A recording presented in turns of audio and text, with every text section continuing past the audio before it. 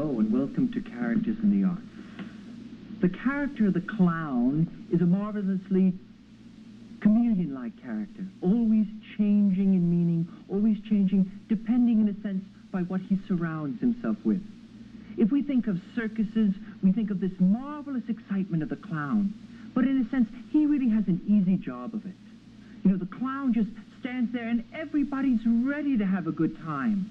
They've gone there, they've paid a fortune sometimes to sit up close to the three-ring circus and to watch what goes on. And they're just absolutely attuned to him. He just has to go like this at them, and they burst into wild applause, wild laughter. So the clown in the circus really plays an easy part for part of his life. For that aspect where that clown is in front of everyone, everyone's tuned into him, and he's tuned into them. That's easy. Now, there's also clowns who are marvelously skilled performers. After all, clowns can really play instruments, and it's the first glimpse that we have that the man is something other than just a dumb guy with lots of globs of color painted on his face. Because this man, with these globs painted on his face, can also evoke deep feelings, and you start to sense another dimension to the clown. I remember the story when once in New York City, a woman had sat enraptured as a French horn player, with his hands shoved into the horn, played this exquisite melody from a Tchaikovsky symphony. And after the concert, the woman, trembling, forced her way backstage and said, tell me, what went through your mind as you played that? And he said, lady, I was hoping I'd be able to blow the next note. So you find suddenly the first glimpses of a dimension that what is on the outside is not necessarily what is on the inside. Now, clowns are not just people who function alone. They live with other people. They're family people. And the clown is a family man. The clown with a sense of humanity is also a great character. Because here you can always sense that he gives in a very personal way to people around him. He is not just the wild, funny man. Now, this is not the only concept of a clown or these. After all, what happens when the clown slowly takes off his dunce hat? We find sometimes a pensive clown, a thinking man, a man consumed with his own private world. And you start to think, but gee, you know, I remember the circus or the guy playing the instrument or the man with the family, but I never thought that they had feelings like this. I never thought. And I think that's the important thing. We lose sight of the fact that he's a multi-dimensional man. But the clown is a real sad man. There's a bit of all of us people. Because all of us who somehow laugh on the outside and cry on the inside, these are important concepts to start to bring to mind. Now, there's a play, a wonderful play in the early 20th century about a clown who acts a marvelous role of being in love with a bareback lady. And he's a wonderful clown. His name is He. And he just has a marvelous time, and he thrills this bareback lady. And then he tries to take off his mask and say, I want you to know that I love you, and you should love me, because underneath the clown, I'm someone else. And she slaps his face. And suddenly he realizes that he's going to have to play that role all his life. Now, no more dramatic example in that play, He who gets slapped, could be seen other than in the following scene, which you're about to see. Our bareback lady is played by Marilyn Wheeler, and Roger Altenberg is the clown, He who gets slapped.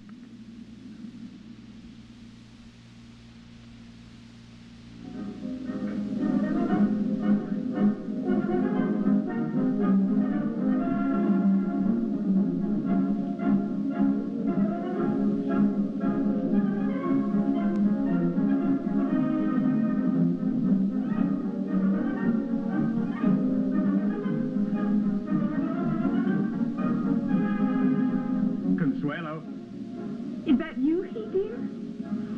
What a beautiful costume you have. Did you make it yourself? Jim helped me. Jim is nice. All clowns are nice. I'm wicked. You? But you're the nicest of all. Oh, goodness. 3 acts more. The second is on now. Alfred and I are in the third. Are you coming to see me? I always do. How beautiful you are, Consuelo. Like Eve? Yes. And if the Baron asks you to be his wife, will you accept? Certainly, he. That's all Father and I are waiting for. Father told me yesterday that the Baron will not hesitate very long. Of course, I don't love him, but I will be his honest, faithful wife. Father wants to teach me to play the piano. Are those your own words? His honest, faithful wife? Certainly they are mine. Whose could they be? He loves me so much, the poor thing. What does love mean? Everybody speaks of love. Love. What a boring evening this has been. Did you paint the laughter on your face yourself? My own self, dear Consuelo. Oh, do you do it? You know, I tried once, but I couldn't do a thing. Why are there no women clowns? Why are you so silent, He? You, too, are sad tonight. No, I'm happy. Consuelo, give me your hand. I want to see what it says. Do you know how? What a talented man you are. Read it, but don't lie like a gypsy. Am I lucky? Yes, lucky. But wait a minute. That line there, what does it say? I tremble. My eyes dare not read the strange, fatal signs. The stars are talking. Yes, the stars are talking. Their voices are distant and terrible. Their rays are pale. And their shadows slip by like the ghosts of dead virgins. Their spell is upon you, Consuelo. You stand at the door of eternity. I don't understand. Does that mean I will live long? This line, how far it goes, strange. You will live eternally, Consuelo. You see, you did tell me a lie, just like a gypsy. But it's written here and here, silly. Now, think of what the stars are saying. Here, you have eternal life, love, and glory. And here, listen to what Jupiter says. He says, Goddess, thou must not belong to anyone born on earth. And if you marry the Baron, you'll perish. You'll die, Consuelo. Will he eat me? No, but you'll die before he has time to eat you. And what will become of Father? Well, is there nothing about him here? Don't laugh at the voice of the stars. Their sorcery is stern and dark.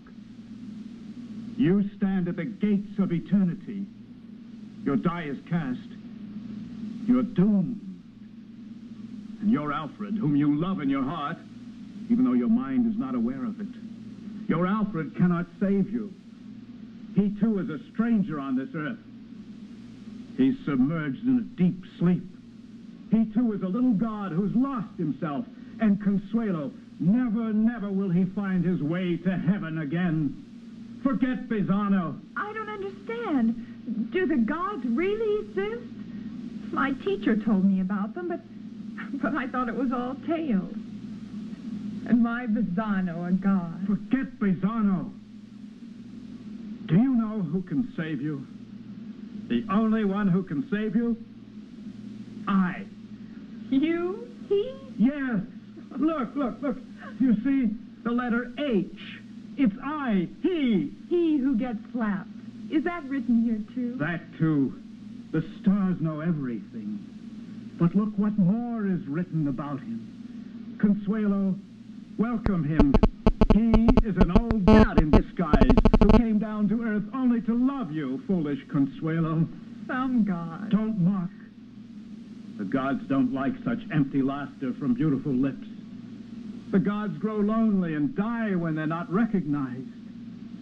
Oh, Consuelo, oh, great love and joy, do recognize him. Think a moment. One day, a god suddenly went crazy.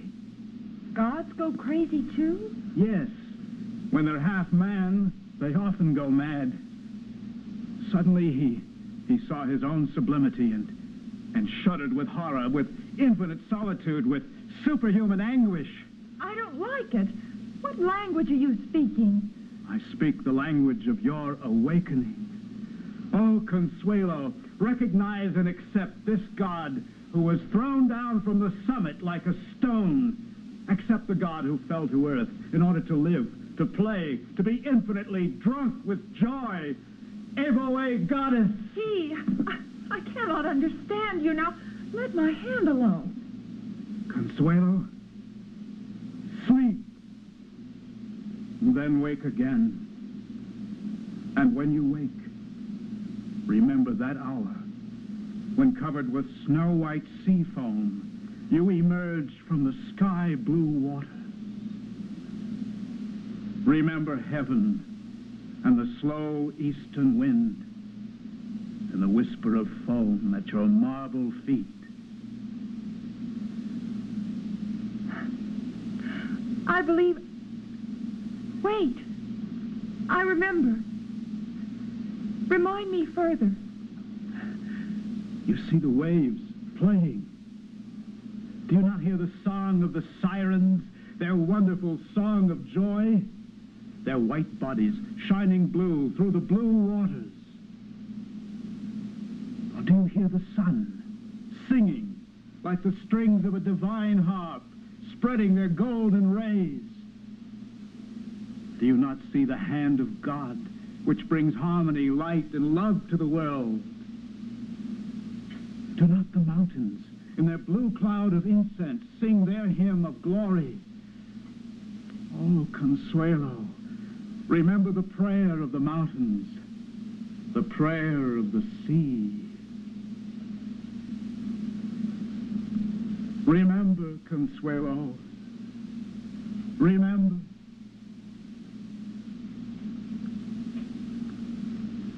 No. I was feeling so happy. And suddenly I forgot it all. Yet something of it all is still in my heart. Help me again, Remind me. It hurts. I hear so many voices. They all sing, Consuelo, Consuelo. What comes after? What comes after? Help me again, Remind me.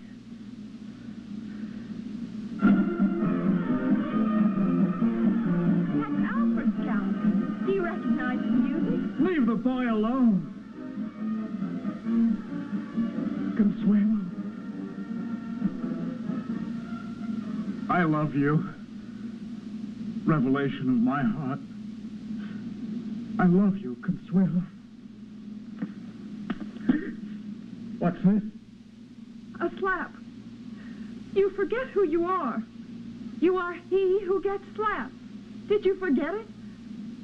Some God. With such a face. Slapped face. Was it with slaps they threw you down from heaven, God? Wait. Don't stand up. I haven't finished my play. Then you were playing. Wait. 1 minute. You lied to me. Why did you play so that I believe you? I am he who gets slapped. You're not angry because I struck you. I didn't want to, really, but you were so disgusting. And now you are so funny again. You have great talent, Or are you drunk? Strike me again. No. I need it for my play. Strike. Well, then.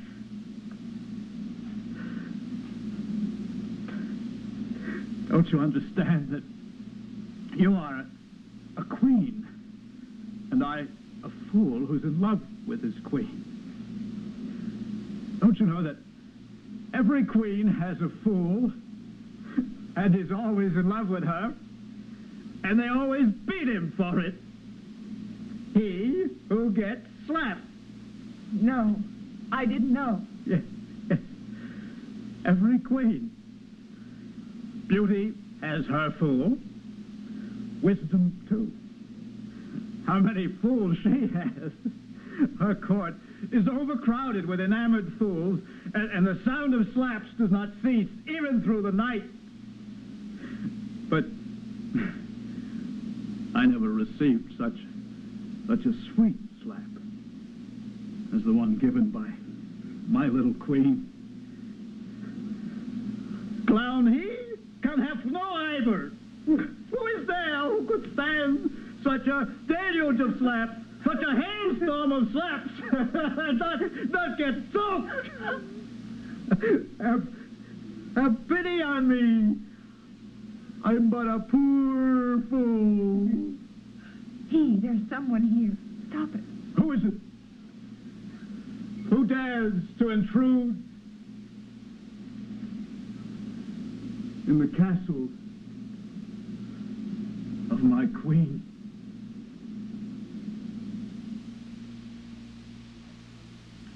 What closer mirror to life could this scene be? How many of us have ever found ourselves trapped inside a role we create? A role we create in order to relate to life. We do it as children in certain ways. We perform for other people. Look how good I am, Mommy. Look how good I am, Daddy. And we project this into our adult lives. Look how good I am, people. Look how good I am, honey. And we find ourselves trapped in a kind of strange clown-like role, because we start to sense a duality in ourselves, if not more than a duality. We start to sense that we really don't always want to play that role. We don't always want to come on strong, but in a sense the world expects it. How many movie stars have been caught in the image that they have to project because it's part of showbiz to be that? And somehow they hate it. It's phony. It's not the real them, but the world expects it of them. And this strange kind of duality which goes on all the time. We say, oh, it's fine. That only refers to the other people. That's not me. I'm solid through and through. That's baloney. All of us, somewhere or another, have gone through this. This is but one tragic aspect to the clown. But what happens when the clown must act out one thing, must get out on the stage, though his heart break inside? When Leoncavallo wrote the play Pagliacci, and the opera itself, it was called a verismo opera. In other words, the people were hungry now. They were hungry for something realistic.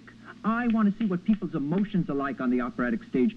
Don't give me fantasy. Don't give me ships sailing on the seas. In other words, a lot of spectaculars occurring on the stage, but show me a little bit of humanity in people.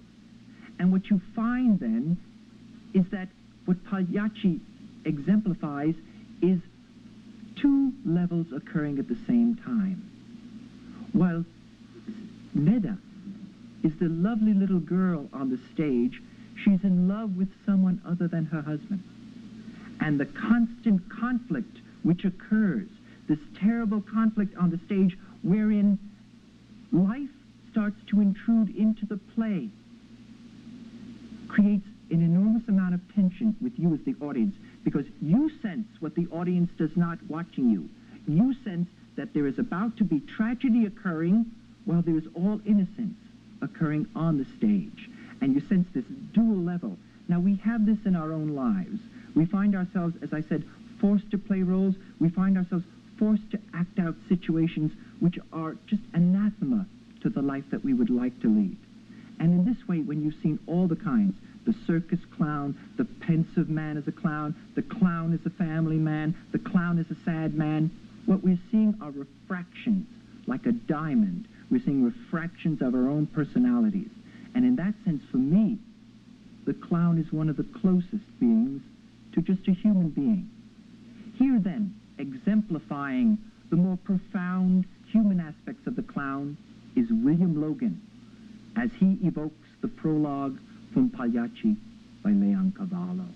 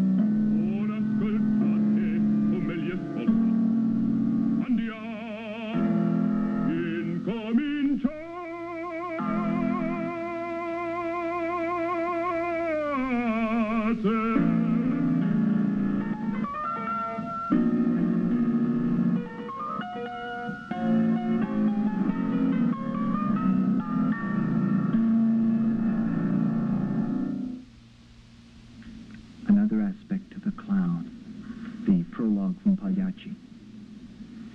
If you allow yourself and you say, gee, this is very interesting that clowns have so many refractions of meaning. Our next character that we're going to discuss next time is equally adept at being evasive, the villain. Because the villain is not only the man who comes seeking the rent.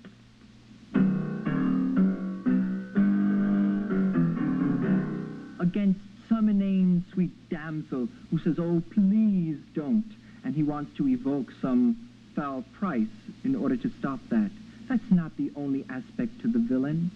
If we look in literature, if we take Lillian Hellman as a playwright, we look at The Little Foxes, and we find Regina, just the apogee, the essence of a villainess, the essence of one who only seeks to hurt for whatever her particular reasons in this case, not out to help, seemingly consumed by vile emotions. Now, you say, oh, that's interesting. That's just like the clown. I look at them, but it doesn't involve me. And that's not true, because we all, because of whatever we are, we're made up of these complex elements alike the clown. And we are torn by actions that we do which are just absolutely nasty. If you listen in on some gossip sometime and you hear people digging when someone walks out of the room, it is not always sweetness. It is sometimes quite villainous. So until our next program when we get into the villain, thank you for being with us.